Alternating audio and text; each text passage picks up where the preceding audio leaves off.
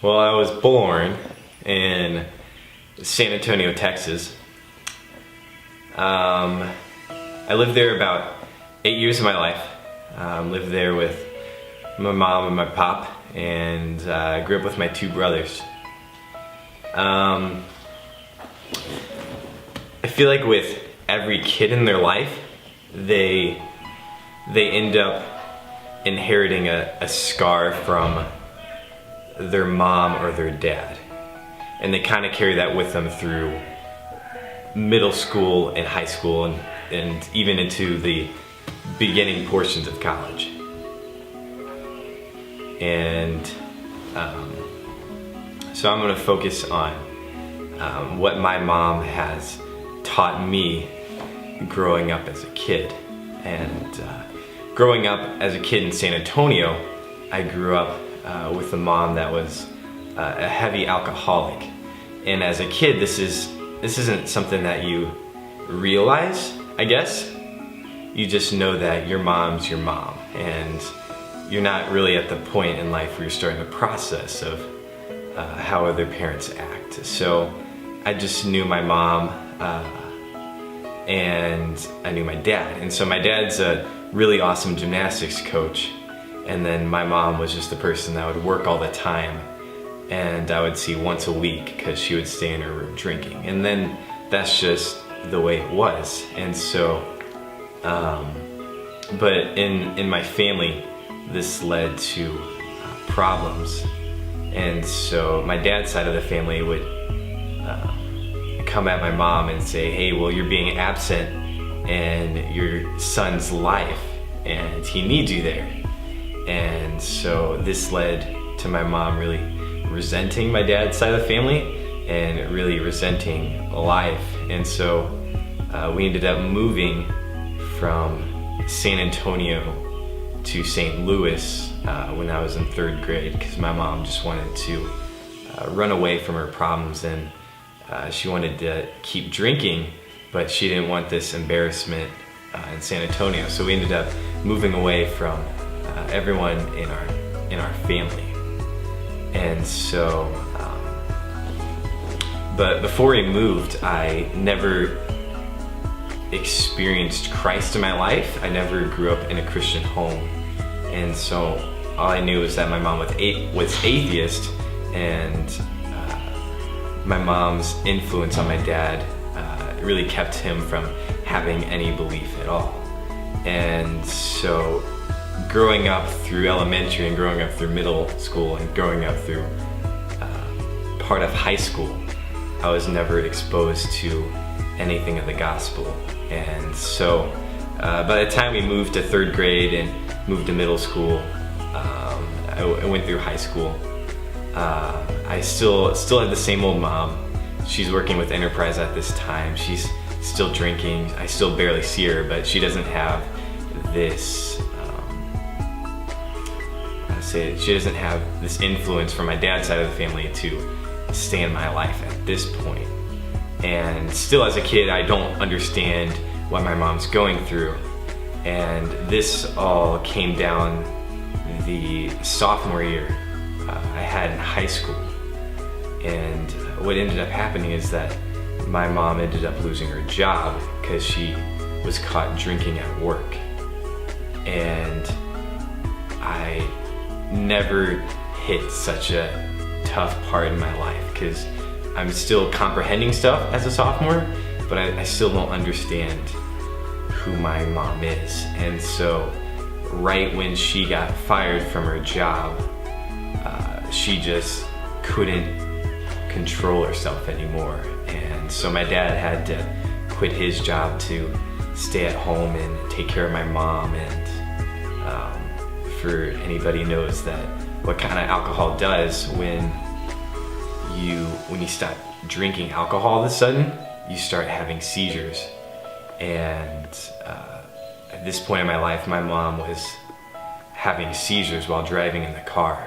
And all we know is that a ranger would call us and say, like, hey, your mom is here on the side of the road and she just had a seizure.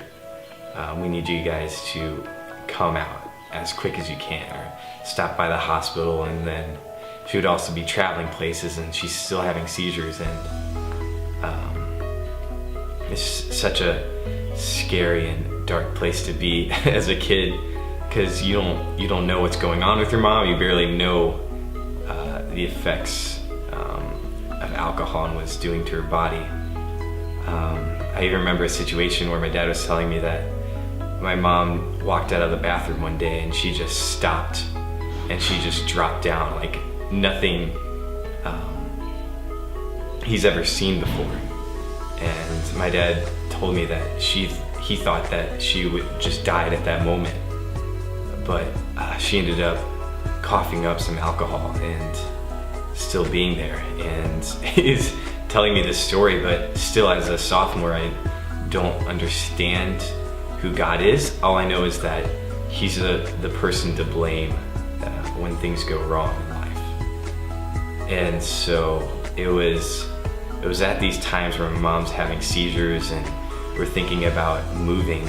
We are just broke in my family, that I have a next door neighbor who ends up saying, like, and he knows nothing about my family at all, and he's like, hey man, you should come to church with me this week. It was the first time he's ever offered, and I've been neighbors there for 6-7 years, and so he offers to me to come to church.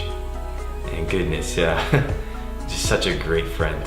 And it's the way God in my life started to just find me in this brokenness that I saw in my family. It was just so unreal.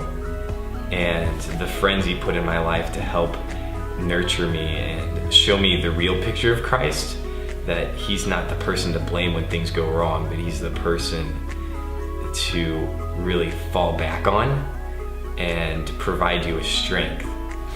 And that these trials that I had in my life were great moments for me to learn and to grow. And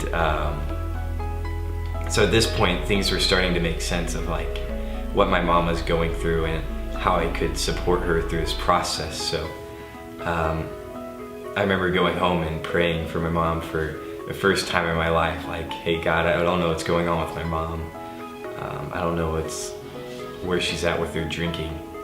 But I pray that you just be with her, and that whatever happens, if we move or not, or whether she gets a job, that she's gonna be all right in the end. And so it wasn't a week after that, days before we were gonna move, where my mom ended up getting a job, it was just a perfect situation. I just remember coming home and from school, and there's just balloons everywhere, and my mom, it's just like, Hood, I got a job. It was just, I remember going up to my room and just crying just about, I don't know, it's just like, it's like first time praying about it, and you're just seeing this answer. And it was just such a amazing moment for my mom, and an amazing moment just for me in my faith. And so it's amazing that people are like, my mom still doesn't believe in God, and she still it tends to be on the atheist side. And I still have friends that are like, how do you do it? And kind of like I mentioned in the beginning, it's this scar that I have gotten from my mom that makes me so much stronger as a Christian, makes me so much on fire, because I actually see this brokenness in somebody's life, and I see where God can be placed. And so this has made me so much stronger of a Christian, and it's gave me purpose to come home and just tell my mom about the good news of Christ. And so yeah, and it just, part of the testimony is that it's not something that just stops. It's something that that keeps on going, and that we can keep on adding on to and keep on telling people. And so, like with my mom back at home, just being at college, she's lost her job again, and she still heavily into drinking. But for me, that shows me that I still have purpose in my mission with my mom, and still trying to preach the gospel to her and love on her the best I can. And it's just kind of this testimony that I'm still living out and still working through. So, and that's just part of it. We all have these things we inherit from our parents, but it's more like what can we do with them to heal them and glorify God.